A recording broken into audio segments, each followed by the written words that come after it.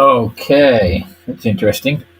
G'day, everybody. It's the 20th Sunday, Easter Sunday. So I hope you're having a great Easter and celebrations if you celebrate Easter and stuff. Um, all good here. Just another work day for me. But anyway, I got my OGR shirt on today. I had an OGR couple hour meeting today, believe it or not. But anyway, but it was a fun one. And last night we had, there's a few things to talk about. So if you're just starting to watch this, stand by for the end because we'll be announcing a very big change within the MGR that's going on right now. There'll be a dramatic change for some after the Marquises, so we'll talk about that. And also about our managers' crisis management safety exercise that happened last night. It was all very interesting. We all learned a lot, and I'll talk a little bit about that as well. So something happening for sure. And I haven't found any Easter eggs in my Easter egg hunt in the garden, probably because no one hid any Easter eggs for me. But never mind. In fact, I don't even think I've eaten any chocolate today. I've had other things. I just had a Christmas pudding. Long story. Anyway, okay, so we'll go straight across here and get into the tracker and see what we've got. Yeah, happy Easter, I am. That's interesting. I don't know who I am is. Anyway, that's in the comments. So you're on the tracker and you should be hearing me. I'm running my phone here with Jane. She won't be asleep, I'm sure, but why is I not getting any sound there? Why am I not getting any sound there? Hello? Running my phone. Yep, it's all happening. So we have sound. Okay, so here's the tracker. We've got the whole fleet there. Excuse me. Popeye and John over there, Mike and John up the top, and the rest of the fleet here, bearing down rapidly onto the Marquises. So it'll all be happening pretty quick. They've been at sea for quite a while now, and haven't checked anything on here. This is the first time I've seen the tracker. It had a busy day. So what will we start with? We'll have a look at Mike and John, Popeye, father and son. Call them what you like. We'll build this up. They're coming across. They're on port tack, which is exactly what I thought would happen, and it's not looking too bad. Not looking too bad. There's it could be a bit anyway, a bit lumpy, but that's probably the colour of that's looking like 10 knots, 10, 12, not quite 15 knots coming from the southwest, but it's probably a bit less than that because they wouldn't point that high. But anyway, they're all having fun. Mike's doing 2.4 knots. If he's going to windward, then it's light headwinds. And John is doing 3.1 knots, a little bit more. They've separated a bit more. They might be out of sight now. But anyway, not too bad. He's done. There's no daily run there, and it's 8 o'clock. So these are old positions. John. That's why John's moved away because he's on 1600, and Mike is only on 8 o'clock. UTC. So there's 8 hours difference there. So they're probably right beside each other. You got no 24-hour run on either of those. So not a lot I can tell you. Let's have a look at the currents to see if anything's changed there. Nope, they got a bit of a helping hand there. What about waves? It should be pretty calm, but a little bit, yeah, very calm. Less than a meter. So they're just drifting along. So I'm not too worried about their relative positions or whatever. We'll have a look at the wind for the next couple of days just to see what's going to happen there, because it may swing further on to the nose. So just push it forward. Here we go for tomorrow. It's getting lighter and it's coming around a bit. Oh no, it's coming more to the south. So that's the 21st. So there's 24 hours later. It's more to the south, which is good because they're sort of on track there. If you look at the angle that John is on. I won't come up closer yet. Let's go to the next day. It's getting light, going a little bit. No, it's hovering around. So it's going a little bit more to the southwest, which is worse for what they want. And then it's getting light. This is going into day 3. So it'll be slow progress for those guys. Okay, that's probably all you need to know there. We've had some good videos. I don't know whether you saw the lightning video that John sent us, which is cool. And he's posted a couple of others as well. Are we going to get enough here to go all the way? Just, yes, we are. Okay, I wonder who's got what timeline. Let's have a look at Gary here. Timeline 1600. That's good. 4.1 knots, and no 24-hour run on that one. So anyway, he's making good progress. Josh, well, we're out of 24-hour daily runs. 4 knots. So 4 versus 4.1. So about the same. And that's a nice breeze on the quarter. It's probably blowing 10 to 15. So nice sailing. Sea should be down. Jasmine. Same again, the right time, 5 knots. And Jacob, I got an interesting message from Jacob's manager yesterday. Apparently, he reckons he's losing the plot. He's doing everything he possibly can to go fast, and it's working. So it's kind of interesting sentiment from the manager. I thought it was really cool. He said, "Oh, he's getting all performance orientated now," and it's showing actually because he is plodding along. He's doing 5.2. Jasmine's got 5. And Adam next to him's got 5.3. He's really keen to stay with Adam. And anyway, they're both doing well. They're pretty close there, actually. They might be looking at each other. Let's just have a quick squiz. I should be able to measure that. I might be able to measure it. Here we go. Yeah, only 5 miles. So they have 5 miles. Yeah, you could. They might just be able to see each other on the horizon. So certainly within VHF range. So that's a bit of fun for them. And yeah, as I say, 5.3 knots for Adam, pulling away a little bit. Adam had a nice post there wishing everyone a happy Easter and so on. So that's pretty cool. Okay.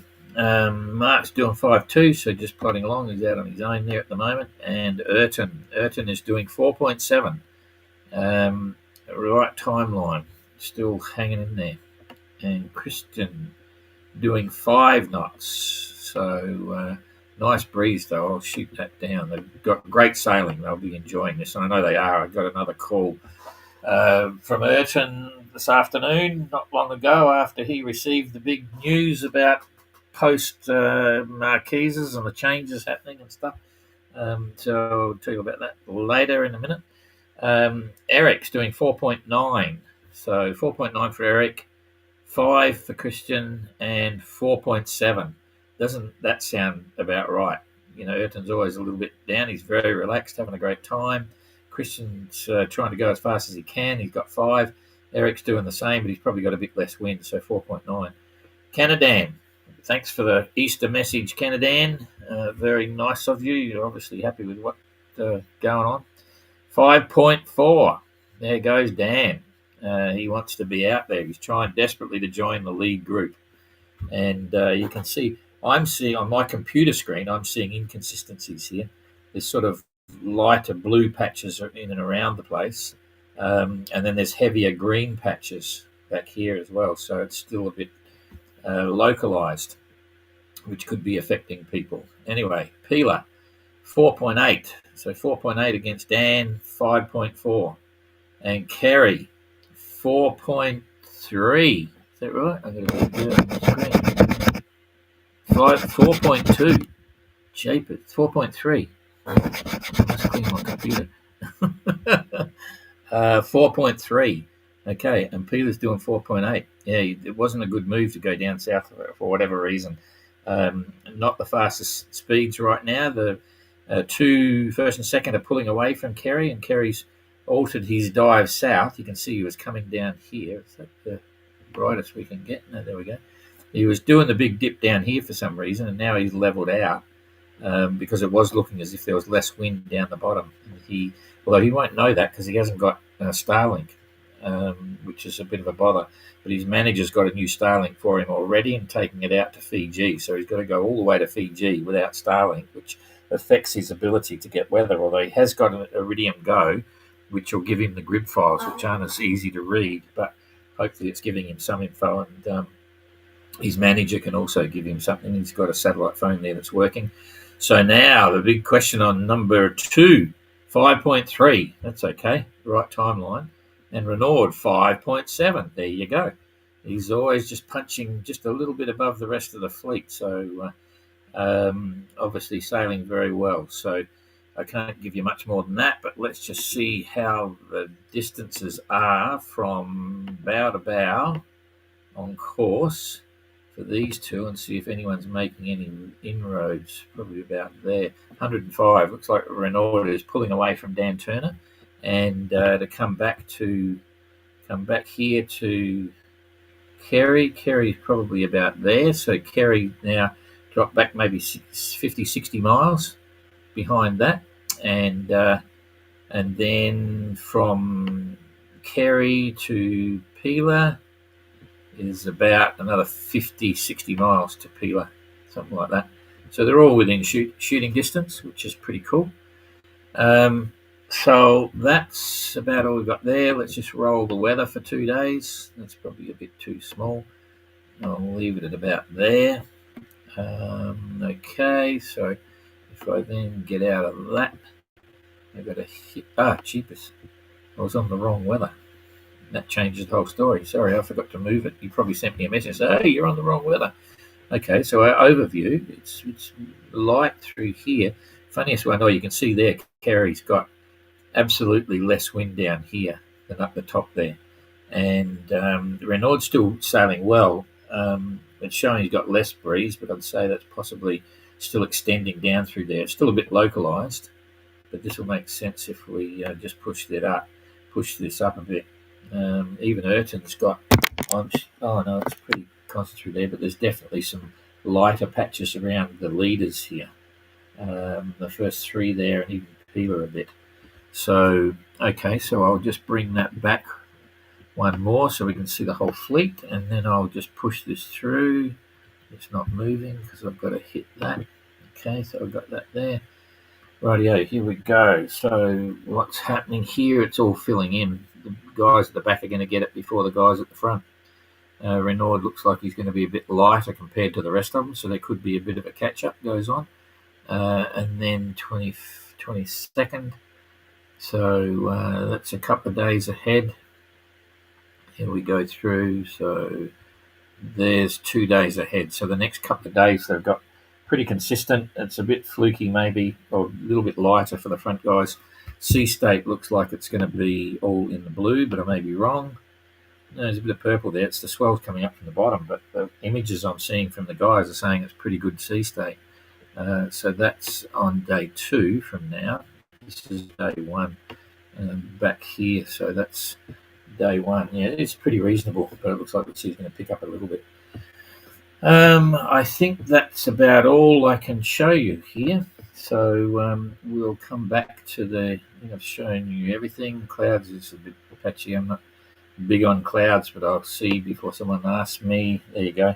We've got some blue sky there, which is kind of nice. So very much enjoying the ride. Okay, so here we go back to me. So the first thing that happened last night, Japus. Everyone's out. It's Easter Sunday, so that's fair enough. I've only got one comment here, which is Happy Easter from I Am. So that's cool. We've either lost the plot completely and it's not there, or just check my phone, or everyone's out. Why would you be inside on Easter Sunday? So everyone's going to miss the news. Where are we? Here we go. I'm just going to check to see if it's still working. Here we go. Yep, that's still going. The volume's on. Yep, we're still there. Just not a lot of people. That's fine. Okay, so we had a crisis management exercise last night. We tipped all the managers off and said be online by 2000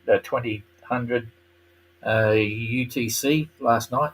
And all we asked them to do, I gave them a message so everyone got it at the same time, was to assume that you've just taken a call from the New Zealand Marine Rescue Coordination Centre to advise you that an EPIRB has been activated, and that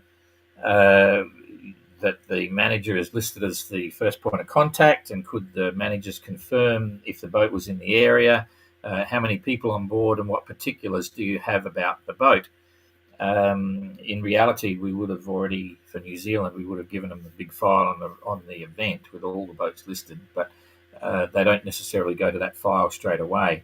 And sometimes if it's an English boat, for instance, then the EPIRB is registered in England, and they'll bring the British Coast Guard involved as well. So the call can come from different directions. But anyway, the instructions that we've trained all the managers for is to have their safety sheet. It's a sheet. I should have one to show you. Um, I've got one here. Where have I? No.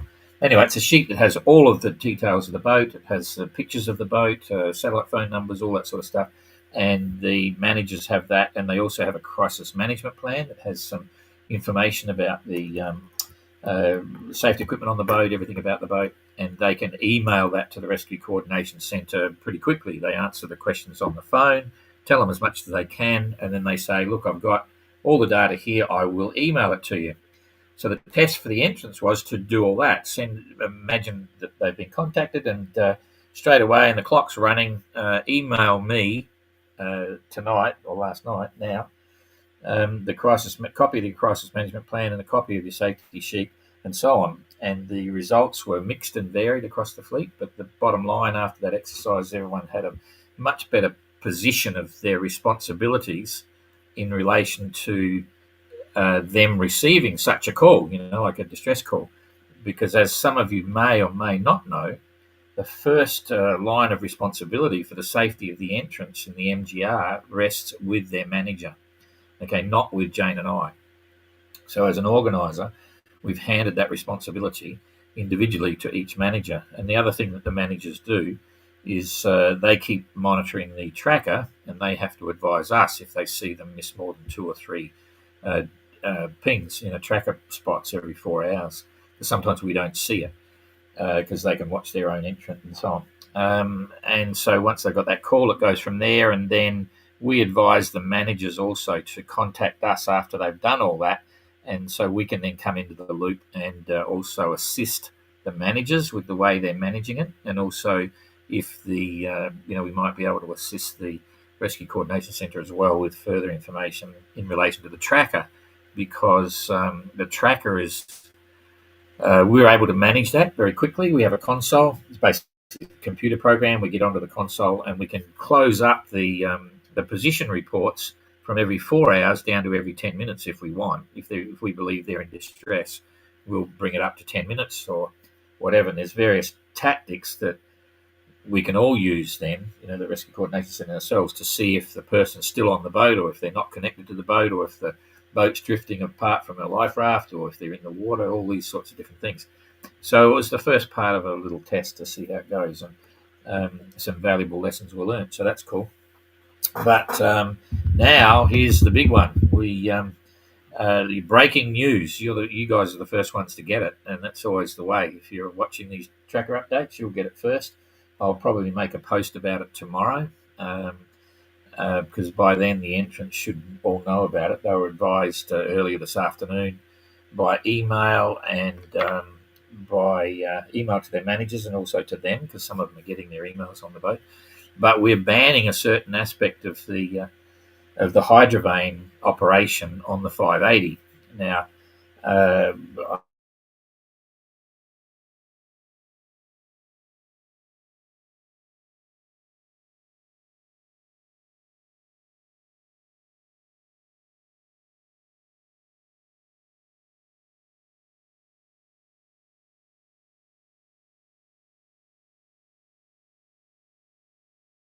and all these sorts of issues. But in the end, it was all rejected because I wasn't going to change the design concept. The idea of having one long ladder centrally, which stops it being whacked by floating debris like tree trunks and so on, because the keel takes the brunt of that impact and hopefully pushes it aside, so you've got one fixed rudder. So it was always to be a single rudder boat. Okay, so moving forward, the next issue is that under the rules of the Notice of Race for Alma Globe 580 events, you have to have a commercially supplied wind vane. In other words, we don't want people to make homemade wind vanes. Not that there's anything wrong with that, but if it's a commercially made wind vane, it should work. There'll be others around, and we know that there's some degree of reliability. With one exception, if someone wanted to fit a trim tab on the back of the existing 580 rudder, we allow that, and we would allow a well-designed, well-built flip-flop rudder that connects to that a flip-flop vane rather, that connects to that trim tab on the rudder of the 580, which is an efficient way of going. It's quite successful. So anyway, different people fitted different vanes, and as you know, with the Hydrovane, it's an auxiliary rudder system. Okay, it has its own rudder and a flip-flop vane to activate it.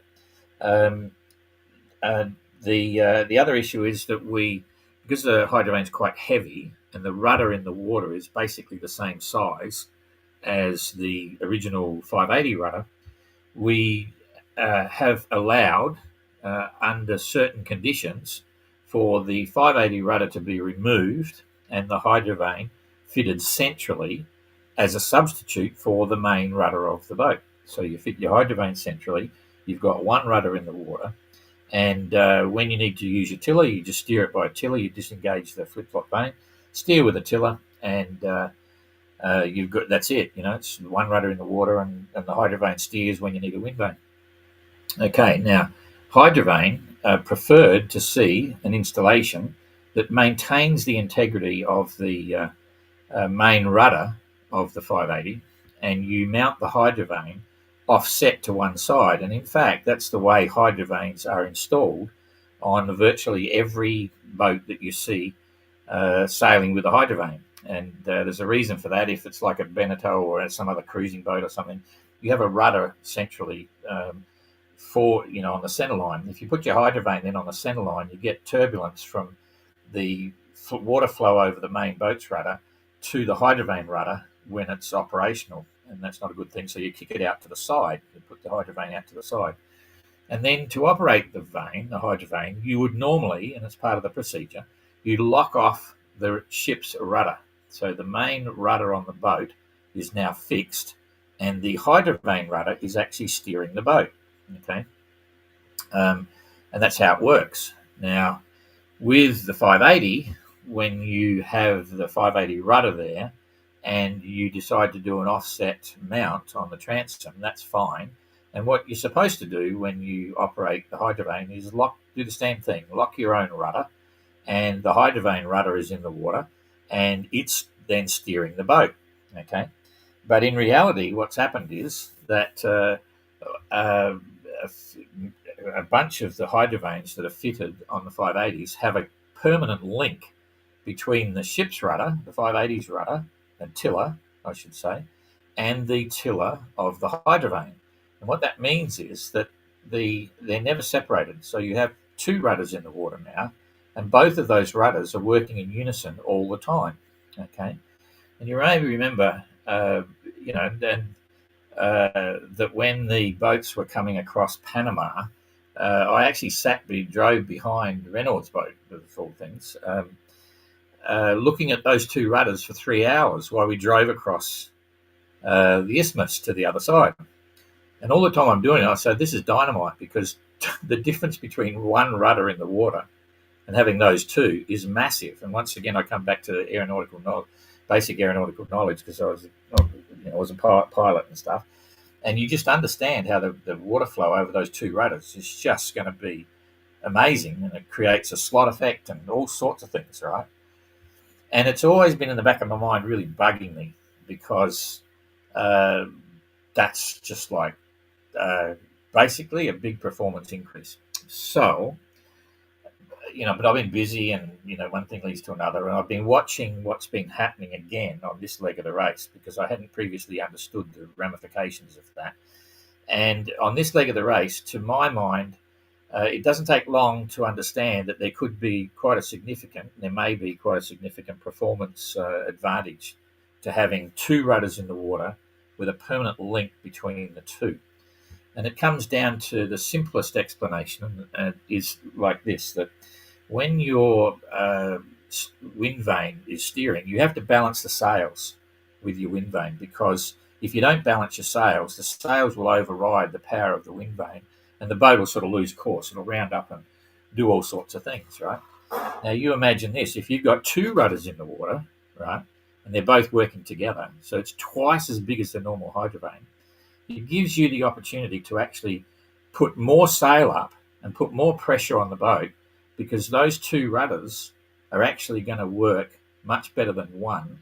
So you can actually increase your speed, because you've got more sail area and you can put more pressure on the boat and have the wind vane still steering, right?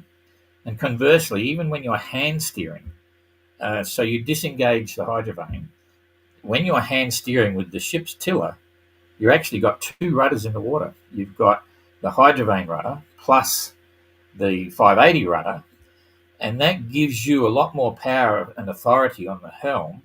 And at the end of the day, and 580 skippers will tell you this, it's happened to me, we've all done it. When you've got the sails up, you've got to hold the boat in the groove, and if you lose it a little bit, and the boat starts to go, it'll round up, and I've had the boat spin around 180 degrees, be facing the other way. Now, if you've got two rudders in the water, you've got bigger steering authority to stop that yawing effect and under wind vane, and stop that, give you more authority to control the boat better with two rudders than one. So you can actually have more sail up and have less chance of rounding up with those two rudders.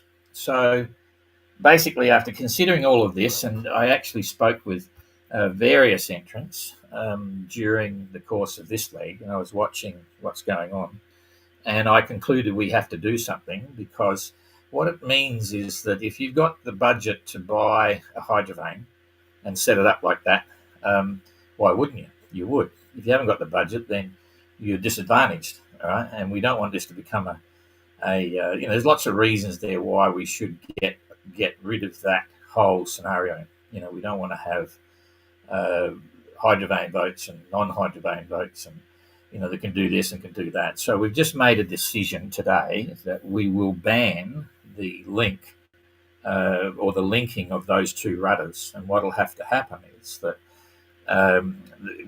if you've got a hydrovane, you will have to lock the rudder somehow, because that's how hydrovane works. You lock your rudder. You can still use it as a trim tab. If you've got weather helm, you can kick a little bit of rudder in, and you can do this with any wind vane. Kick a bit of rudder in, and then the hydrovane does the steering. But there's only one rudder which is actually doing the steering. Now, some people say, it's still an advantage because you've got better lateral resistance with the other rudder, and yes, that's right, but that's a factor of choosing or deciding on having a hydrovane. And you just let the hydrovane steer the boat. But it may mean that you can't power it up as much, because if you do while you're sleeping, the boat will round up and you'll lose it. And when you're hand steering, right, the boat, you won't have any authority from the wind vane, because you don't want it to. It'll freewheel, right, or you lock it in position. Okay, but you won't be able to link it through. So you don't want both rudders working again in unison. So that takes effect from the Marquises. So once they get to the Marquises, they've got to send us a photo of the link setup, and they've got to take all the bits off, every fitting off the two rudders and stuff, the two tillers, and remove the link, and put all that in a bag and tape it all up, seal it all up, and sign it. Then they give us a photograph of the gear in the bag, and then give us a third photograph, which is of the tillers that don't have any fittings on them. And the penalty for sailing with linked rudders is disqualification from the MGR. So there's a bit of honour system involved there, and I'm confident that that'll work. It's quite a change, and then we'll just see what happens. But we had to. It really bothered me since Panama about this whole issue of. And I can give you a real world example on this. This is the irony of the whole thing, and this is where some of this alluded to me in particular. And I've mentioned a story before, probably as a lead into this.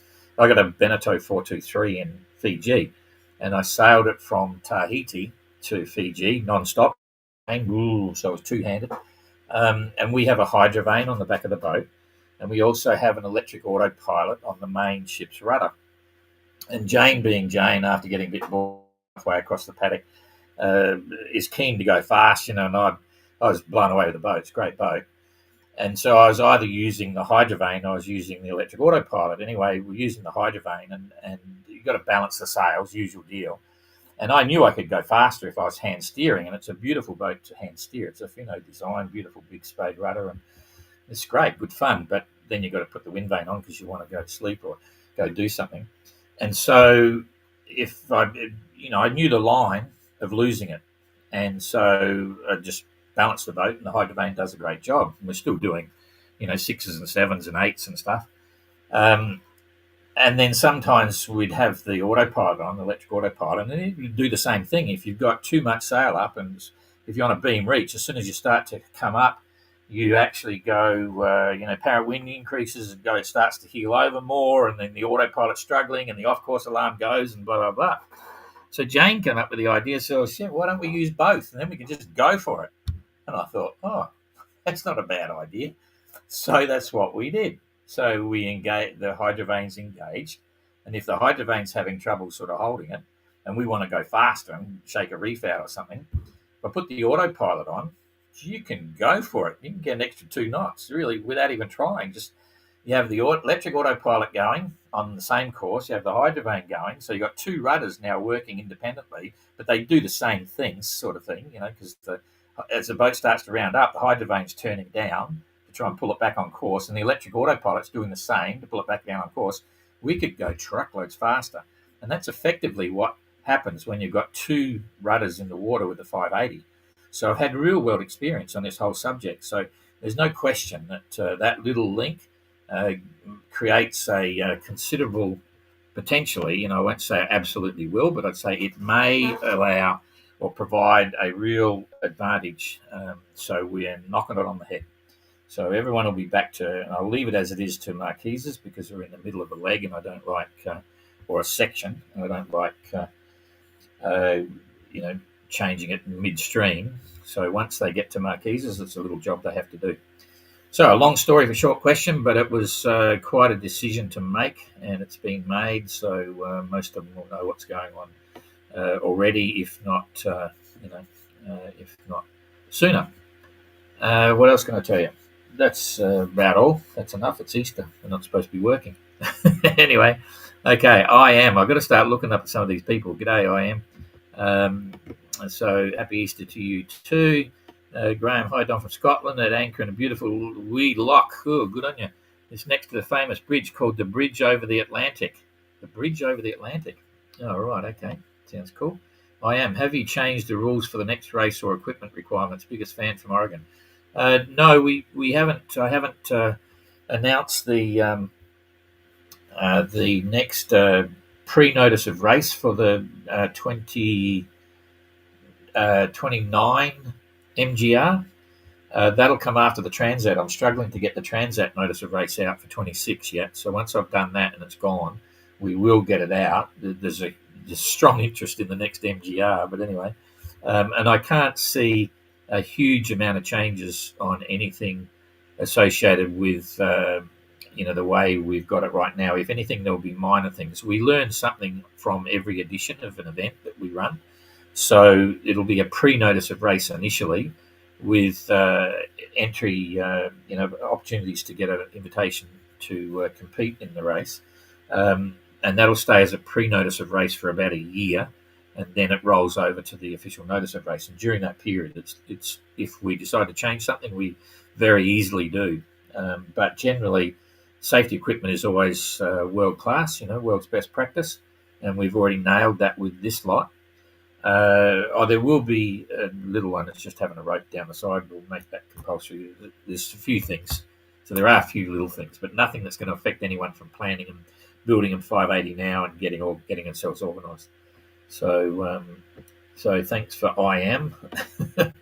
g'day, Christine. Sid, the man. Thanks, mate. Lolly, hi, Don from Finland. Lolly, wacko. Cheapers, I feel like I've got to change my URL on the bloody Facebook page. Stargate, cheers from Costa Rica. Christine, what system did you and Jane have across the paddock? Very basic. It's interesting, how do I explain this? I've been corrupted, having sailed solo around the world non-stop. You have an inherent feeling about when you need to be on watch and when you don't need to be on watch. So unlike some cruising sailors, I don't necessarily require to have a constant watch in the cockpit. I say, even when Jane's on board, and she won't tell you, she's not here now, so I can say what I want, and she'll be asleep probably. But she's actually sailed probably 14,000 miles now, 15 or 16,000 miles, and she's a qualified charter skipper. She had the ticket, she had the engineering ticket, or minimum one for a Lagoon 450. Up to 60 miles offshore. She was a skipper. Did the engineering, navigation, blah blah blah, and she sailed a lot. So we sail together when we do. But I sort of run the watch system like as if I'm solo. I have all the gear on board, and so we're not running a. I don't need someone in the cockpit all the time. If I think it's fine, we can both go down below. And we were, occasionally both sleeping at night time, and sometimes I'd just lay down in the cockpit. We on that particular leg, it's so easy. It's trade wind stuff.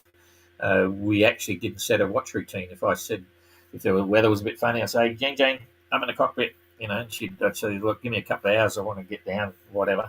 And so we just talk about it and do it. We don't have a structured thing. But it's a great boat. Those boats, if you're looking at getting a cruising boat, here we go, off on a tangent, value for money, quality of build, all that sort of stuff. It's not a Swan and it's not a bloody, all the top end boats, but it's a long story, but I've been sort of dealing with them, and I'm sort of a boat builder.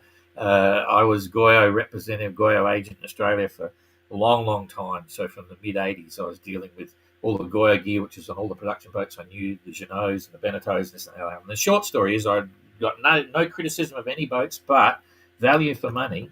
The Beneteau 423s, the 411, 423, and 437 or 73. Up until the builds, up until I think it was 2005, from about 1999 to 2005, go for it. They got masthead rigs, so built like the way boats should be built, blah, blah, blah, blah. After that, it all changed. Bavaria was sweeping the market with their robots and building boats super cheap. Market share was huge for them. The Beneteau and the others were losing it, and they changed the thingo, and so those boats are good value for money. Anyway, I got off track, but it's the weekend, so okay. What system to it, Christine? How many 580s have the rudder link? Well, all the ones at the front. Renault's got the rudder link. Dan's got the rudder link. Peeler's got the rudder link. Coming down the line, who else is the cheapest? The two boys, 99-100, they don't have the rudder link. They've got central rudders. Ayrton has got the rudder link. Ayrton has been given a dispensation. This is another interesting one. We've given Ayrton a dispensation until Fiji because he put the rudder link on because he's mounted his Hydrovane too close to the main rudder, so they have to work together. If he locked his main rudder in, the Hydrovane won't work. So he's going to have to remove the Hydrovane, move it over further, and bolt it on. And we don't want him to do it in Marquesas because you can't. We don't want him to do it in Tahiti because there's not enough timeline there. It's only a short thing, and you never get an opportunity to do it.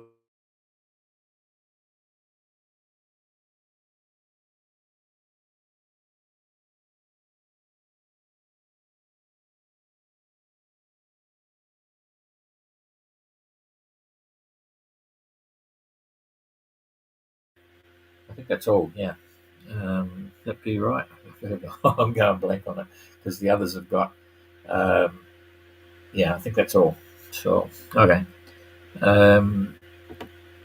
We go up here. I'm losing track. Brian, is the size of the standard rudder undersized? No, not at all.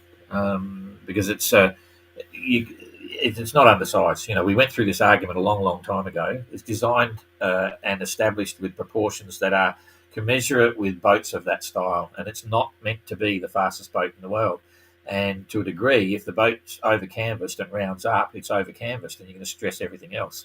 So it's a very wholesome designed with good, sensible design principles. And yes, you could have a bigger rudder if you wanted to, but then that does other things as well. So we don't go there. The rudder size is fixed, and that's quite comfortable for the boat. As you can see, they're all sailing across the Atlantic and across the Pacific now, and getting a lot of miles. And once you know how to sail the boat, this is the big issue. And I think you may have remembered the story when I started sailing the boat. For the first 2 days, I'd only sailed it for 2 hours out off here for fun with the yacht with the sail designer, and then I left from Portugal to go down. The first 2 days, jeepers, it was just crazy. I was rounding right up. A couple of times I went 180 degrees, because you get it in the groove, put some sail up, and then all of a sudden, when you lose it, and go boom. That's what happens with little boats. That's the first thing. And secondly, if you proportion that up into like a 40-footer, you wouldn't believe what the beam is. Do the numbers yourself. And if you tried to go sailing on that boat, it's a bit tricky. So if you can keep making a rudder that's really big, and that it can be oversized depending on what the boat's for. So we've gone that track, and I'm quite happy. And the designer's quite happy with the size of the rudder, and it's a bit of a thing to make people sail sensibly as well. So it's okay. If using a linked hydrovane, it seems as if you are doubling the rudder size. Yeah, effectively, that's right. You've got two rudders there. It's not only that, it's a slot effect as well. You've got two leading edges and bits, and the water coming through the middle. Ooh, it's dynamite. So it's a sneaky one. But anyway, that's a decision that we've made. Kerry doesn't have a hydrovane. In fact, I can go through them if I've got a list here. I'm bloody hopeless on remembering all the boats. But in fact, what I'll do, just stand by, and I know exactly what everyone's got on their wind vanes. I just need to cheat a bit here. So I'm going to go back to the tracker. Okay, there's the tracker, and I'll tell you exactly what everyone's got. So Renaud has got a hydrovane that's linked to the main rudder. Dan's got a hydrovane linked to the main rudder. Peeler's got a hydrovane linked to the main rudder. Kerry's got a South Atlantic, which is modified. Dan Turk's got a Sailor Mat, a second-hand one he bought. It's a big, powerful one. Eric's got a South Atlantic. Christian's got a Wind Pilot. Urton's got a hydrovane that's linked. And Mark Sinclair's got an Aries. And Jacob's got a Wind Pilot. Adam War's got a South Atlantic. Jasmine has got a hydrovane that's linked, and Josh has got a South Atlantic, and Gary's got a centrally mounted hydrovane, and John and Mike have both got centrally mounted hydrovanes with only one rudder in the water. So that's a bit of a rundown there for those that are interested. Okay, so we're just about done.